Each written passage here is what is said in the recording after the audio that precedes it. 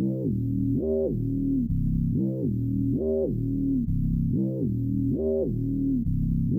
some candy? I have come here to chew bubblegum and kick ass. And I'm all out of bubblegum. Well, hello, Mr. Fancy Pants. I hear you looking for candy, man, bitch. Give me some sugar, baby. Like scary movies. Want some candy?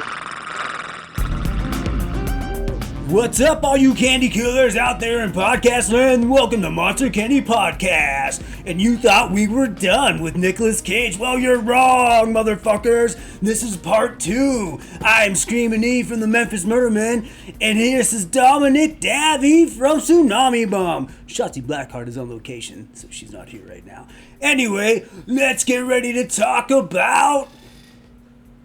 The Color Out of Space. But first... Horror news.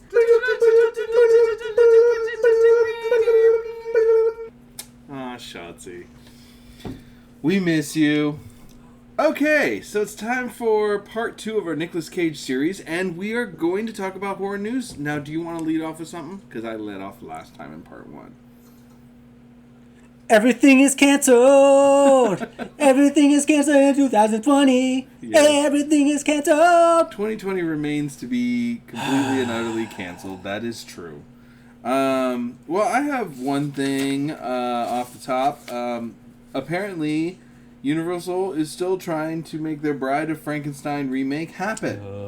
They have not given up on it. Originally, it was going to be part of the Dark Universe that crashed and burned completely by the movies doing terrible.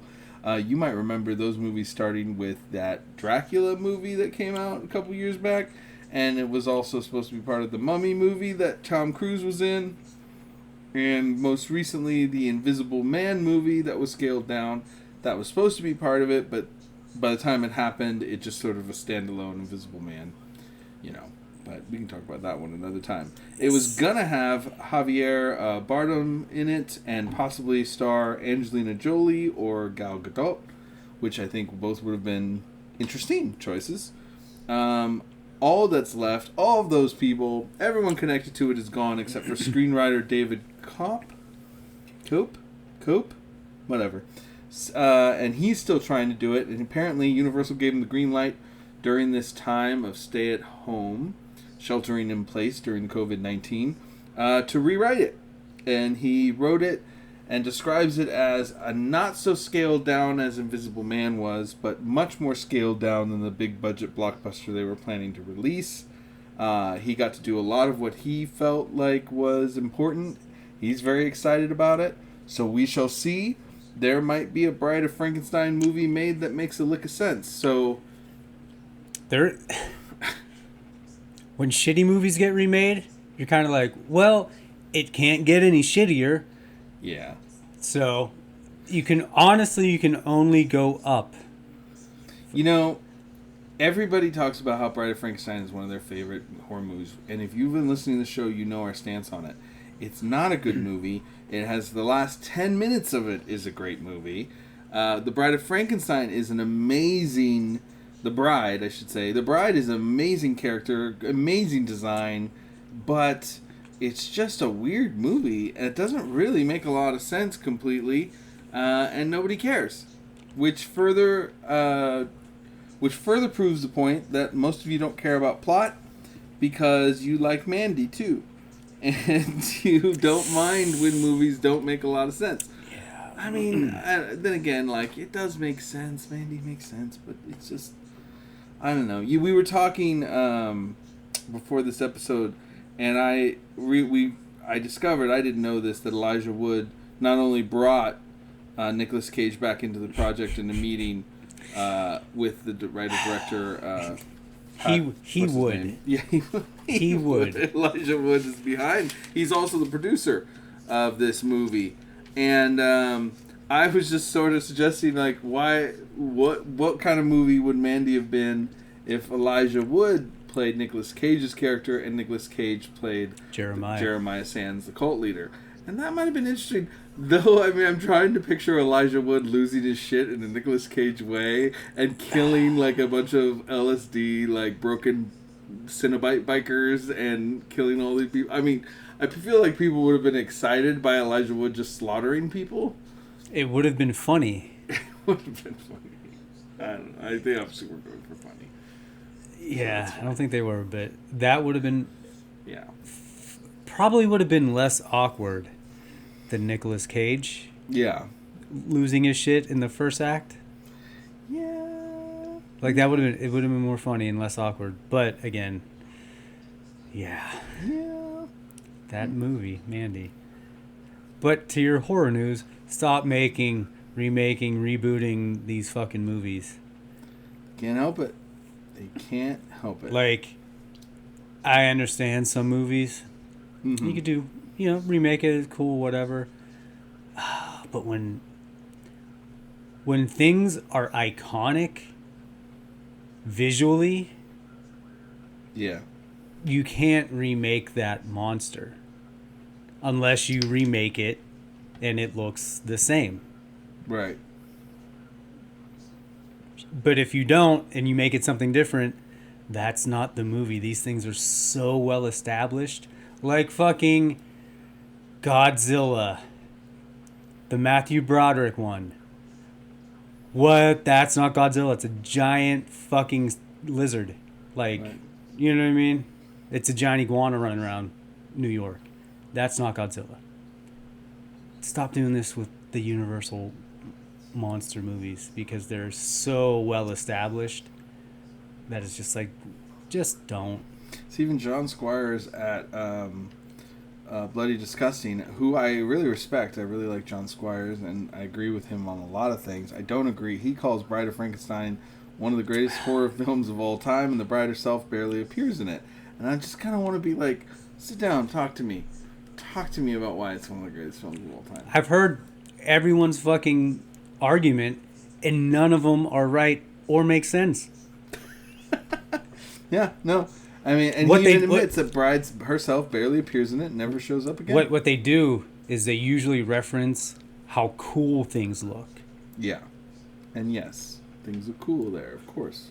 That was the coolest looking Frankenstein or Frankenstein's monster, or that was, well, yeah, that does not make a good movie because the movie itself is fucking terrible.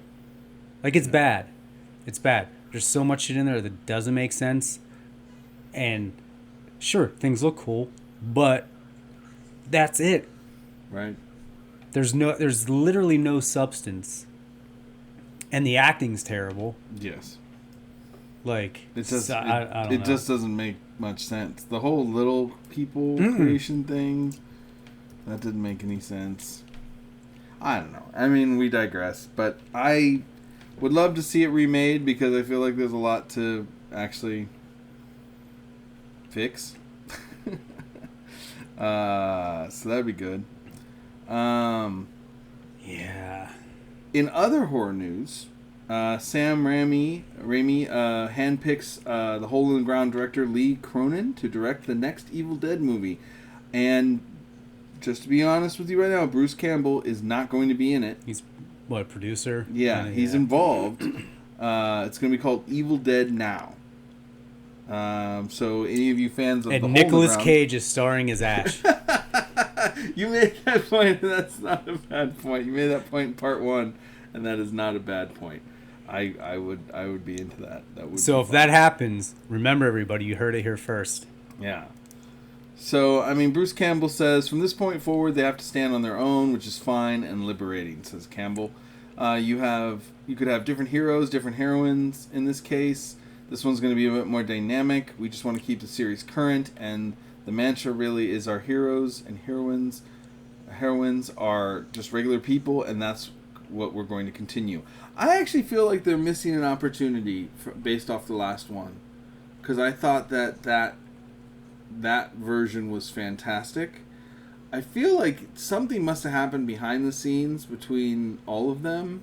I think probably what happened is the director got pissed that when they put his sequel on hold to do the television show, and then by the time the television show was done, like, there's just no point.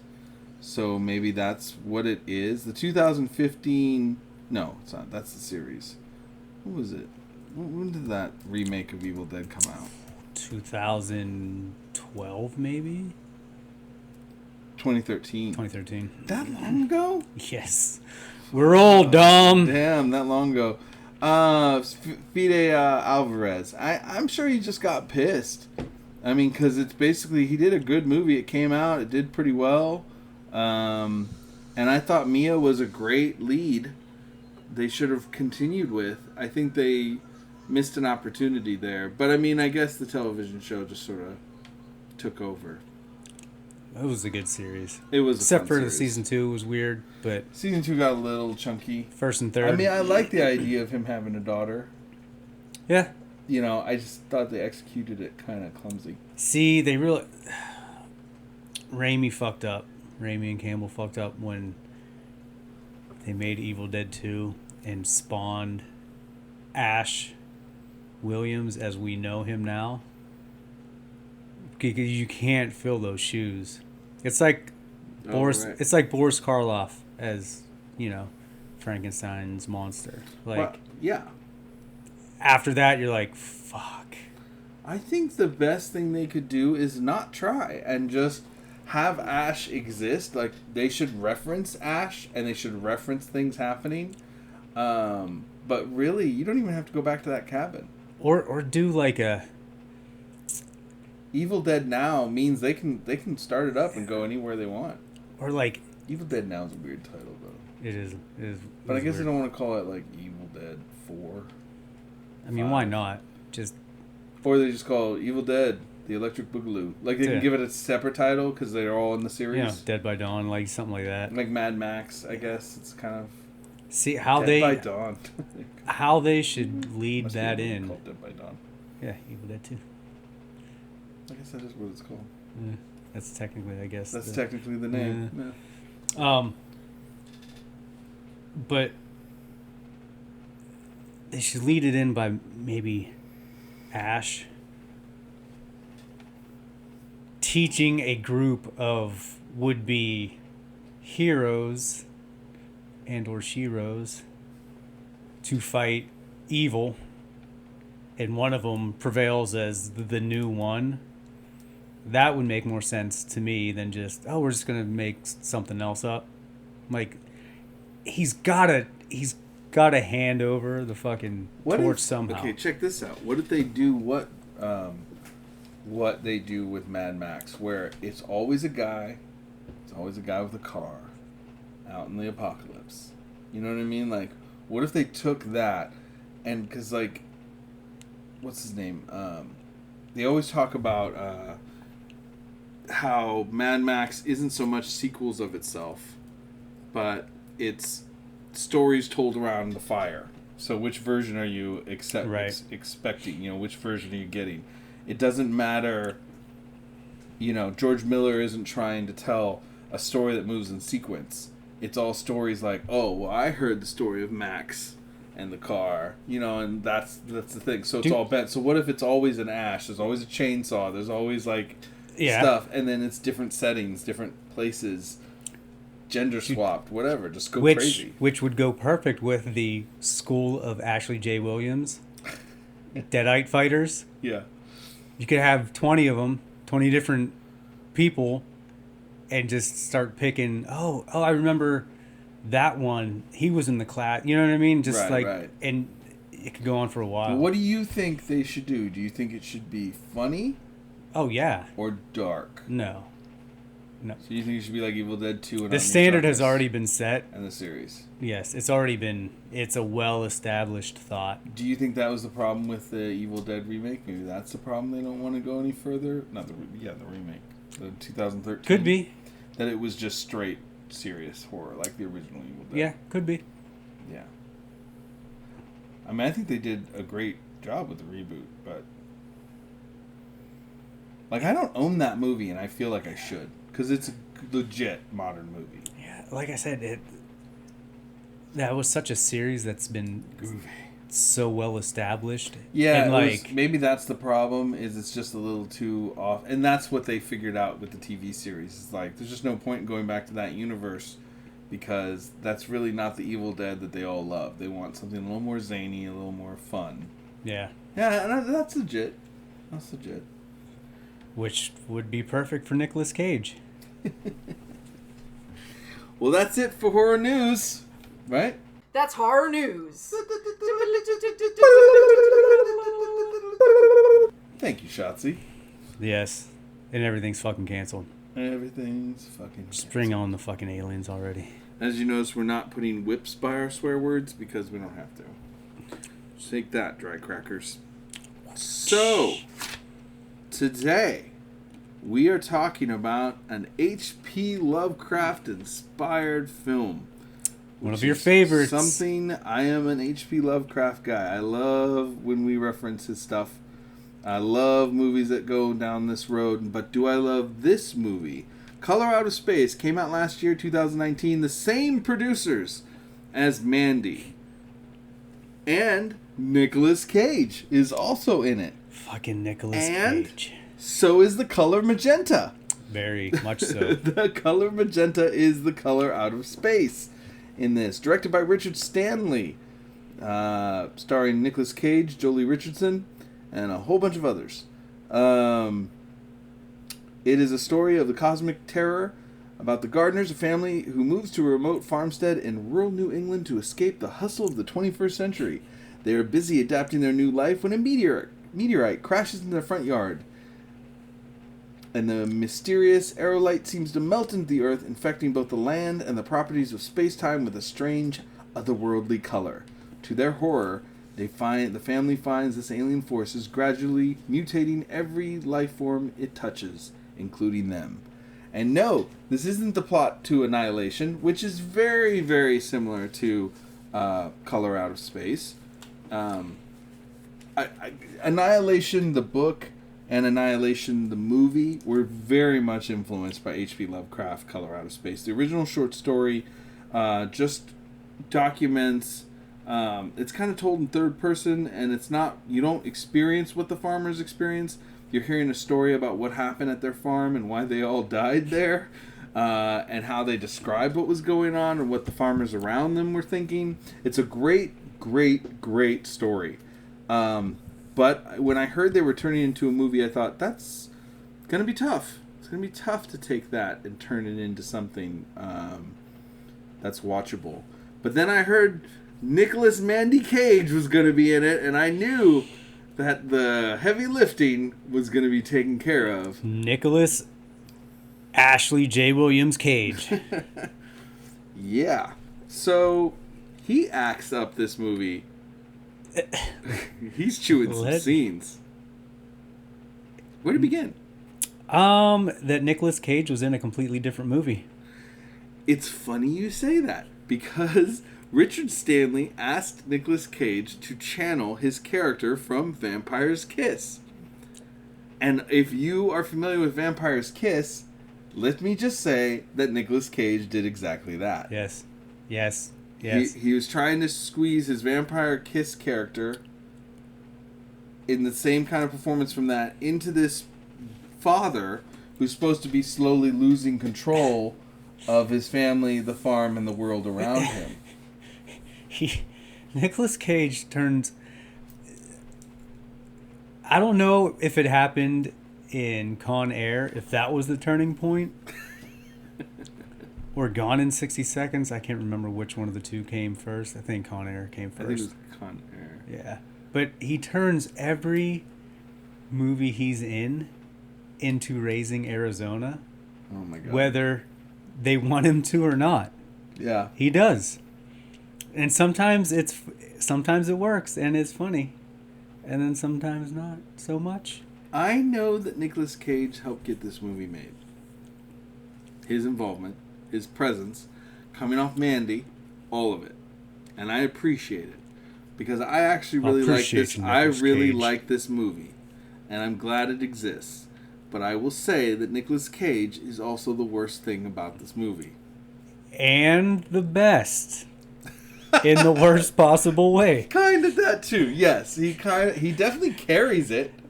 Yeah. But you're in for a ride. He's not actually terrible when he's playing like a straight character. Yes. Because I did believe him. Oh yeah, he seems like a dad. Yeah, no. Totally believed it. You're right. Yes. You know? So I'm like, okay, Nicolas Cage, you're actually acting and not being a fucking raging lunatic. But then he starts eating the tomatoes. What are you doing? What are you doing? His accents that he throws in out of nowhere. Yes. It's madness. And I know that he's trying to portray madness, but it's like, what are you doing here? It's clownish madness is what it is. It's not I'm going insane. It's right. I mean, I guess tweakers sometimes do that shit too. But I suppose, but it's distracting. It is very distracting because there is a good story. There's a great story here. This is a great interpretation of a very short story about how these people are utterly fucked by this reality. Yes. And they're in a zone of pure fucking mutated madness.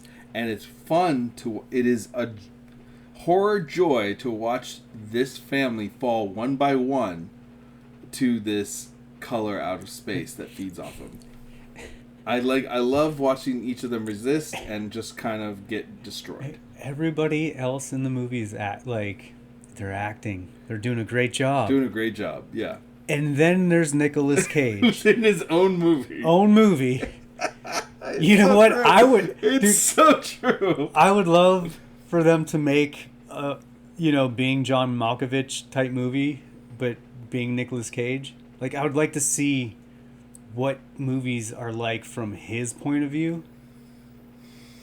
No, I from don't know. Like, what type of movie did Nicolas Cage think he was acting in? I mean, in this movie, in both movies, Mandy and Color Out of Space, the producers and directors encourage what we're seeing. It's not like they're saying like, "Whoa, Nick, drop it back." No, they're like, "Hey, Nick, can we get another one of that, but go even further?" Maybe he's like some kind of like Swami is like makes him do what he wants him to do. He's like, hey man, I was married to Priscilla or fucking Lisa Marie Presley and I wanted to be Superman. Can we stop and pause and just imagine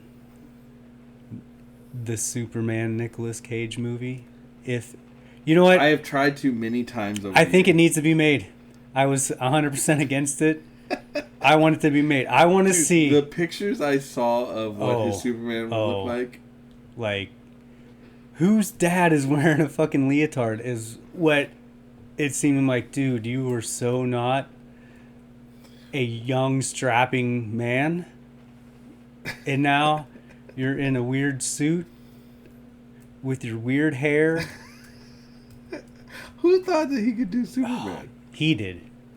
He fucking did. He was like, I love Superman. It was going to be Superman Lives. When you see the picture of him in the costume with the long hair, it's just... Oh, good Lord. Like we're looking at it right now. I mean, the intention is there. And I mean, he has a look. And definitely not Superman. What the fuck? That's so bad. It's a look. I mean, there's a look to it. But I mean, I don't know if it's the right look. He looks like fucking Vampire Kiss. He looks like a vampire. Yeah, I don't know. I mean, it looks like a Elsewhere Superman. I don't know how to describe it. It just doesn't... This would have been crazy. His pompadour? Or like, but like a receding hairline pompadour that's on a fucking 50-year-old guy. Yeah, man, and why would... Isn't there a documentary about this?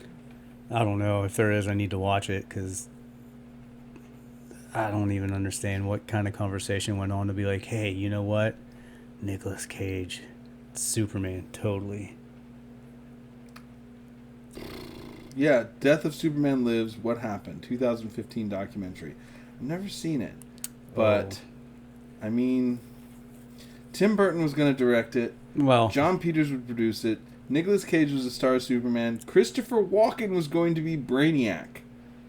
Lois Lane was going to be Courtney Cox. and Sandra Bullock being considered. Courtney Cox and Sandra Bullock, though John Peters stated he wanted Sandra to play the character. Doomsday and Lex Luthor were planned to be included. John Peters didn't want Superman to fly or wear his red, white, and blue costume. He wanted Superman to fight a giant spider for the finale. Peters was questioned in an interview about the no flying, no costume. He denies the claims, saying they were false, but the giant spider finale he stated was true, and he had an amazing sequence in mind for the movie. Oh, man. So there's that. I mean, it was a good idea not to make that movie. Probably one of the best ideas Oh, I'm glad they ever. didn't make that fucking movie. Jesus. Wow. Well, yeah. I mean, it's hard to follow up these photos. If you look up Nicolas Cage Superman, just look at some of the photos popping around, because that'll clarify why I'm sitting here going, wow, okay. And rethinking that how great that movie would have been and how it needs to be made. It would have been something to see. But I think this movie is something to see. I mean, there's a lot of great parts to this movie. A lot. I mean, the fact of what happens to the mother and the son. There's a lot of nods to The Thing. Yeah, there is. In a good way. Yes. That was crazy. When that happens in the movie, my jaw was like, oh. My jaw opened. My mouth opened up, and I was just sort of in shock. Like, I did not expect that to happen, because they kind of make out like something else is happening with the son. He's going to go a different direction. And honestly, it's hard to say how you could possibly top a color out of space mutating and merging a mother and son into some wounded, screaming, painful mutant creature into one thing, but Nicolas Cage manages to upstage that situation with his zaniness as the rest of the actors respond to the reality of their sibling and their mother being mutated into a creature that would probably need to be killed and put out of its misery, because there ain't no coming back from that. And they are freaking out and acting incredibly accurately, and Nicolas Cage is in a different fucking movie altogether. I mean, there's a couple moments that are great, but like most of it is just like you wouldn't think Nicolas Cage could upstage that, but he does. Oh, he does. And can I say, after the initial shock where they bring the newly formed mother-son monster into the thing, pretty much after that, they kind of just are not concerned with little young Jack sticking out of his mother's back. They tend to just talk to her. Yeah. While you can hear him still. And they're just like, Mom, you're going to be okay. I'm like, no, she's not. Your kid brother's face is sticking out of your mother's back. Like, what the fuck? They don't. It's like after that they don't even acknowledge him. No, I'm like, and it just kind of. That is one of the most powerful things that happen in the movie, and they really don't know how to follow it up with that. Like, it just sort of like sits there and kind of exists till the end of the movie. And I know by that time they're all caught up in it. But Jesus Christ, come on, like they just seem to move on, and must be in the script. You know what I mean? Like, they're addressing their mother, they're not addressing that kid. He's toast. Yeah, I mean, they're both toast, but I mean, there's no, like, there ain't no, like, you'll be okay. It's like, no. She won't. They will not be okay. Your mother is absorbing your brother. It's, whew. And, but I mean, how it all unfolds. I mean, I thought Tommy Chong's character was kind of a fun character, though kind of forgotten for the whole movie. He's introduced, then completely forgotten, and then he's brought back. That recording, I thought that was cool. That was a creepy, cool scene of somebody slowly just being absorbed into the consciousness of the color. You know, it's like, it was cool. Yeah, it was a little bit. You do forget about him completely. completely, and then he just pops back up when they're like, oh, we're gonna fucking It's kind of wasting Tommy Chong. yeah, Because it's or like, that character in general. It's like, yeah, well, it's like his only point was to make a recording that sounded creepy, obviously. Yeah. But I mean, I almost wonder if something was cut out. Like, was he some sort of important? Like, he wasn't friends with the kids. He didn't interact with anybody. well, I guess he was kind of friends with the older brother, I guess. and then They just don't. their conversation. He was the whole conspiracy guy, lives in the woods, Unabomber / fucking the aliens are coming type dude. Yeah. Listen to the earth, that guy. But then again, he kind of just disappears and fucking dude. The alpaca scene. That was when the dogs were getting. Yeah. As soon as I saw that, I was like, the thing right there. Fuck yeah. Yo, no, they brought in. Okay, whereas I felt that the references in Mandy were heavy-handed and weird and too much movie, the references in this movie seemed to make more sense and were more welcomed. Yes. And they were new interpretations of old scenes. Like, we've seen this before, and there's no you're not going to top the thing. But it was definitely a great tribute to it and an interesting way to bring it in. And I mean, The Thing is a very H.P. Lovecraft-esque story. It isn't, but it's like that. Apparently, this is the first of a trilogy, and Dunwich Horror is next, which would be great because the Dunwich Horror in the 70s, starring Dean Stockwell, is not good.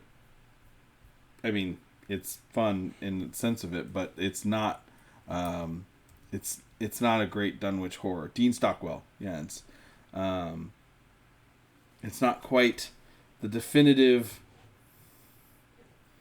Dunwich Horror by any means. 1970, directed by Daniel Haller, starring Sandra Dee and Dean Stockwell.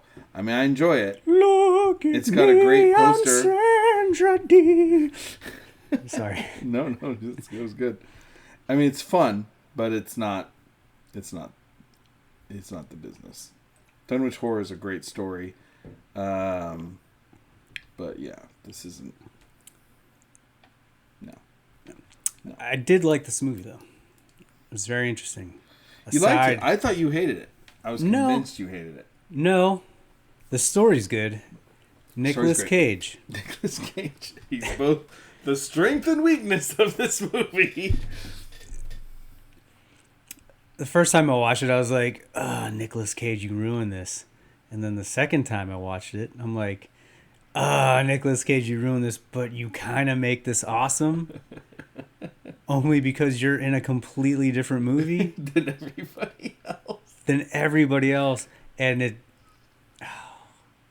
does take away from this movie because everyone else does a good job. All the actors in it were fucking great. Everybody does a great job. I believe everyone is who they say that. From the water testing dude who's figuring out that something's going Elliot crazy. Knight plays Ward. Great job. Ward. That's a reference to it's H.P. Lovecraft reference right there. So is the sister's name, Lavinia. So in the original short story, Noam Gardner has 3 sons, Thaddeus, Merwin, and Xenius, which you can tell what year that fucking book was written if a bunch of farmer kids are named that. In this version, it's Jack and Benny and a daughter named Lavinia. Lavinia is the name of the character in Dunwich Horror, which is interesting since that's the next movie they're going to do. I'm curious how that will go. They probably will keep calling her Lavinia. But yeah, man, everybody spot on. Older brother, kid, daughter. The kids are great. And that's the thing. Like the first time I watched it was so overshadowed by Nicolas Cage. Yeah, he does. That you miss the movie. Yeah. Yes. Because you're distracted by his freakouts. And it's fucking ridiculous. It's so comical and clownish at times. You're like, over the top that you can't. It really is hard to focus on the actual story. Meanwhile, in the story, like the older son getting lost in the well, the mother and youngest son being merged into one, the daughter finally giving up and going into the light, into the color, and embracing that fact that none of them are going to get out of here. You actually even see her progression. Like, that actress, that child, that woman, the young girl, like, she shows just how, like, this declining state, and you see the moment she gives up even before she announces that she's given up. Even before she outright says, that's it, I'm done, we're done. Like, and I mean, I 100% agree. There's an amazing movie in here, and not everybody's made an agreement on what movie they're doing except for one guy. And I think he's totally encouraged to just go crazy.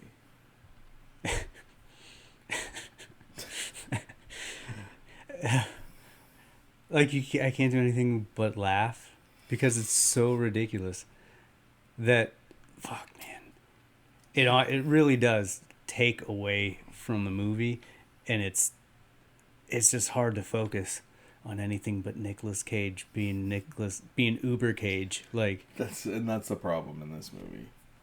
Everything else is actually pretty good. He says that he took inspiration from Jack Nicholson's performance in 5 Easy Pieces in 1970, especially the car freakout scene. I mean, and that's part of the problem, is it just sort of seems like he's pulling, like he said, he's in a different movie. You say it over and over again, he's in a different movie. And you gotta understand where your talents lie. Yeah. And his are obviously comedic. Right. You know? Yeah. Or if he's playing just, even when he plays like a straight, it's kind of like nerdish. Hi, I'm the dad. Yeah. Like, oh, I'm the dorky dad. Dude, perfect role. Or fucking goofy, zany character guy. Perfect role. Yeah. Anything that takes actual acting chops to play something different, probably not the best for him. Right. The alpacas. What the fuck is throwing alpacas in it? It's so ridiculous.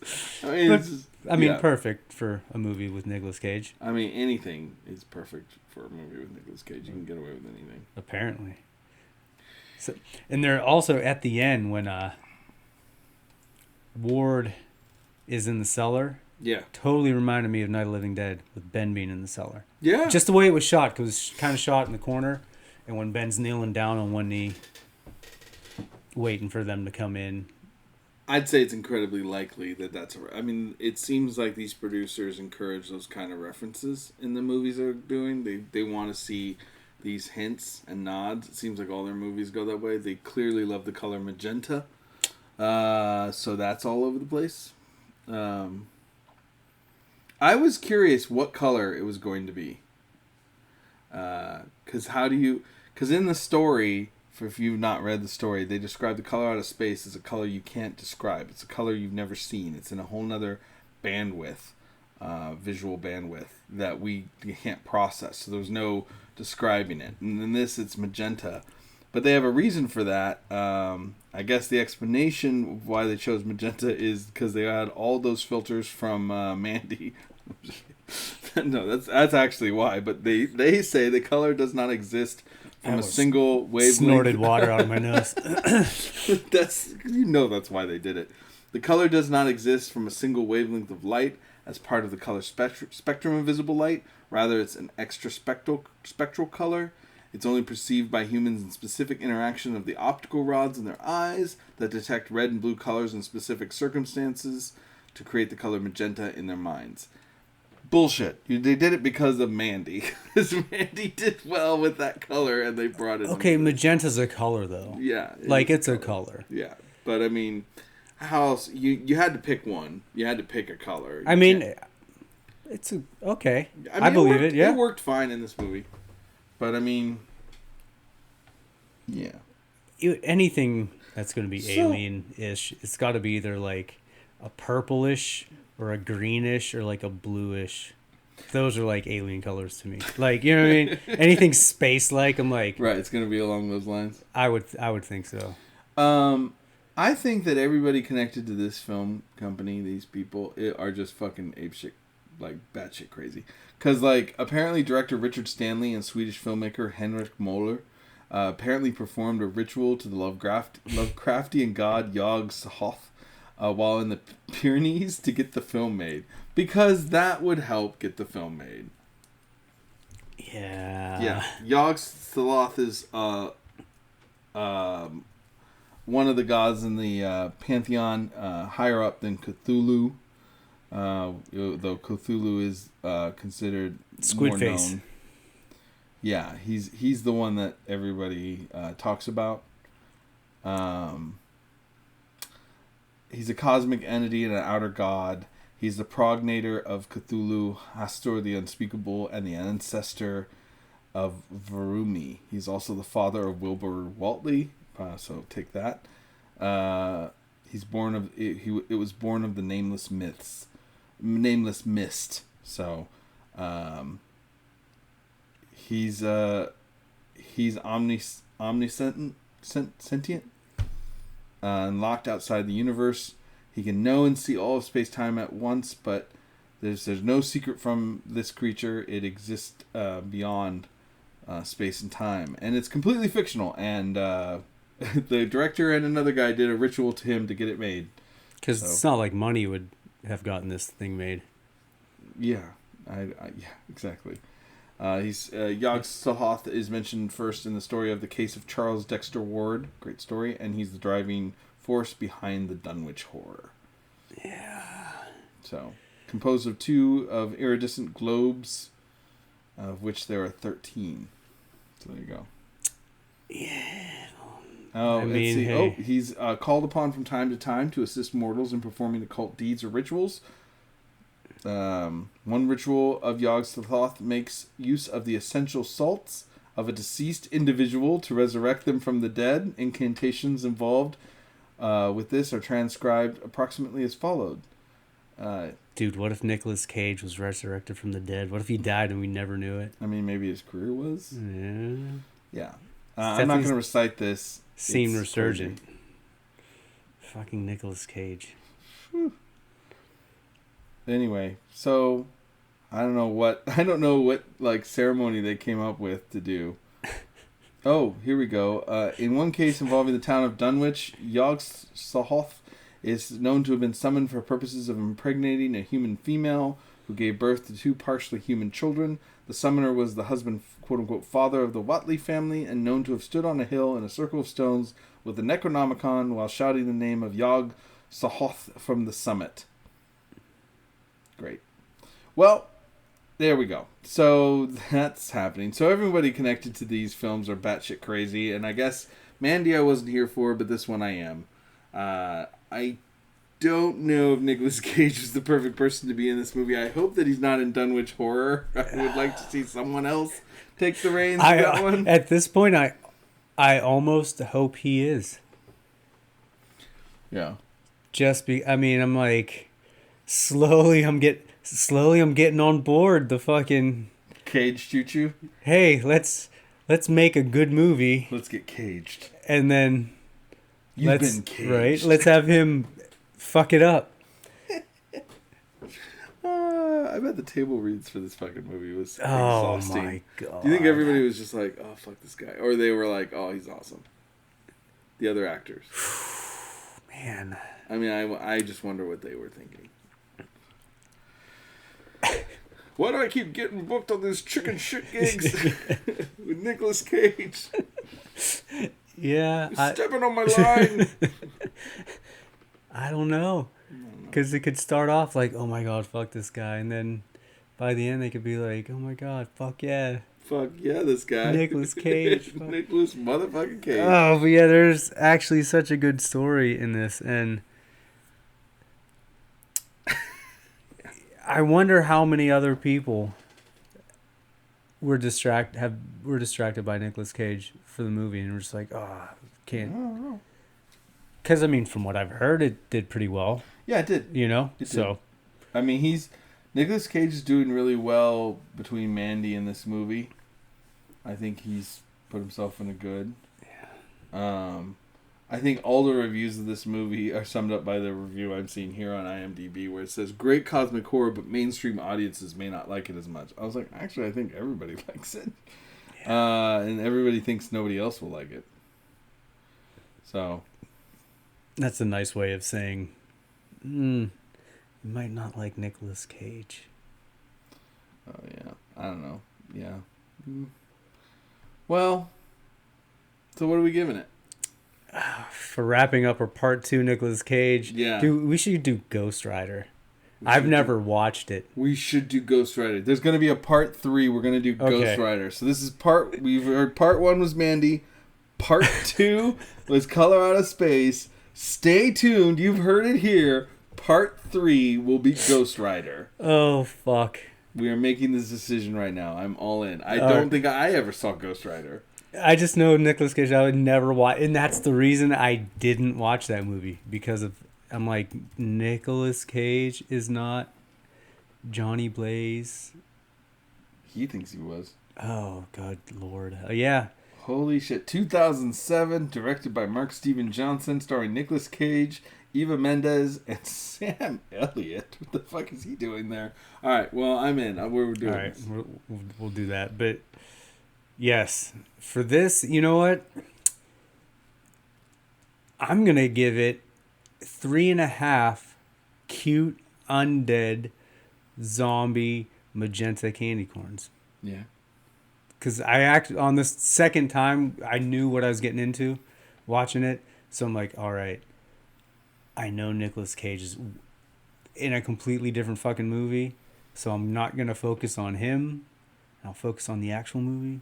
And it's a good story and a good movie and good acting.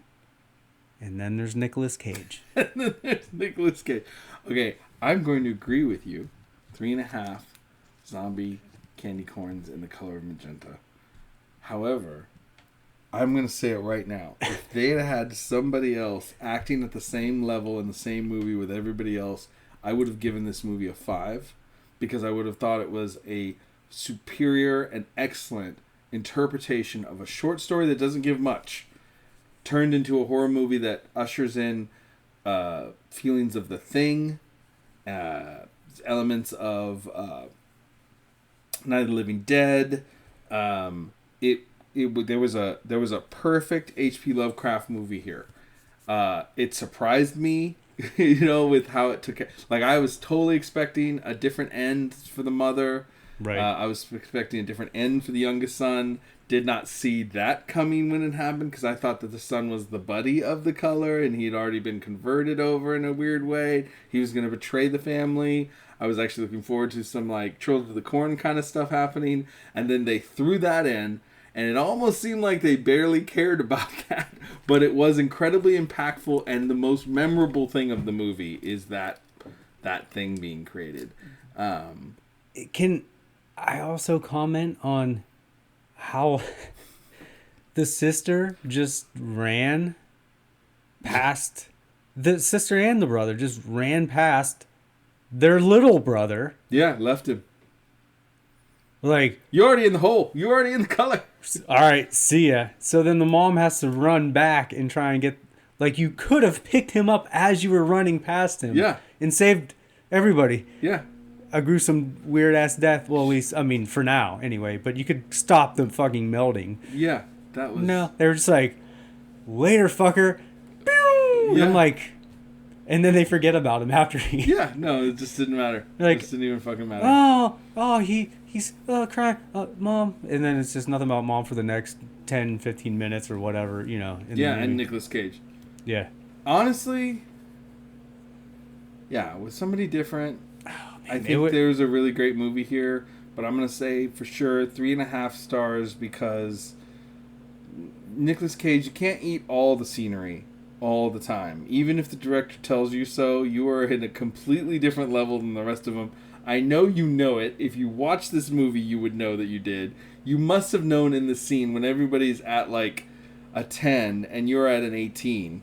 Like, you must have known that you were totally different. But it's not even like the same kind of acting. No, yeah, it's a whole different sort of like... He's campy all the time. Yeah. No matter what it is. Even when he's playing straight, when it's believable. Oh, you're the nerdy dad, like whatever. It's hard not to laugh. Like, even in the end of Mandy, when he's hallucinating, you see his face covered in gore and soot, and he smiles the big, super bright, toothy smile with his eyes huge and wide. Like, you're just like, what the fuck is wrong? He's goofy as fuck. And... There's no subtlety. No. And you can't hold back the camp No. in Nicolas Cage. And no matter what movie he's in.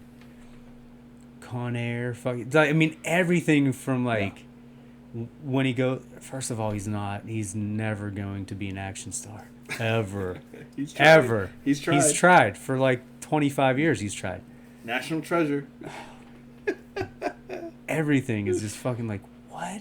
What are you doing? What are you doing, man? Get down from there. Yeah. But, yeah. And, yeah. Not even on the same level, same fucking set, nothing. There it is. But then again, he's like the fucking Tommy Wiseau of actual acting. You know what I mean? I know what you mean.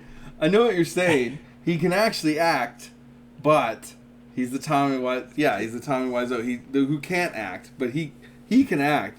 But he ends up creating the same sort of oh, hi, Mark. Yeah. But in insanity. Yeah, in every movie. That's him. You're like, okay, we know you have some sort of acting skills. And you're, okay, that's good. No. Bring it back over. But in these two movies, they're like, no. Keep going. We want more. Give me more hey, here. man, if that's what they want, be my guest. But it's fucking distracting. So, unless he plays fucking Ash Williams, which would be perfect. A perfect role for his obviously inability to withhold the camp. Right. That's a character. Yeah, you want it to be campy and kind of goofy. Great, but not this. Not either of these two characters in Mandy or this. Yeah. Yeah, it's fucking weird. It's weird. It's weird. So, god damn it, Nicolas Cage. He's almost like the color out of space. Really? You just can't describe. He's all things and nothing at once. God, I wish they would have made that Superman. And on that note, thank you so much for listening, everybody. This has been Monster Candy Podcast. My name is Dominic Davy. This is Screamin E. We're crossing the streams on number 2. Crossing the streams on number 2. Stay tuned for part 3 of our investigation into Nicolas Cage. With next time we do Ghost Rider. Oh boy. Things we do for you people. Later, bitches. Take care. Eat a color out of space.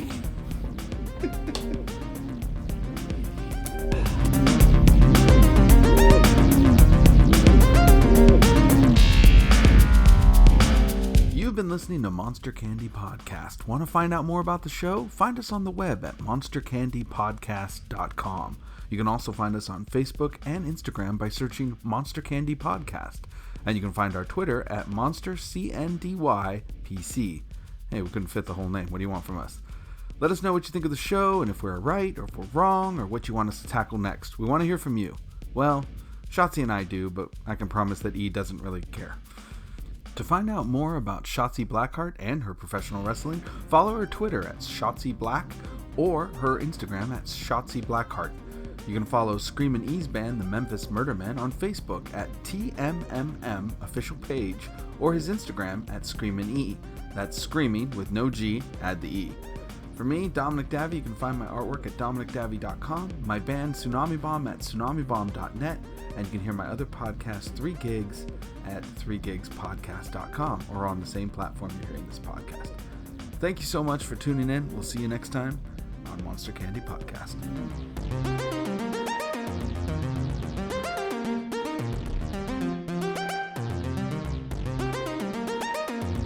Suck my peanuts.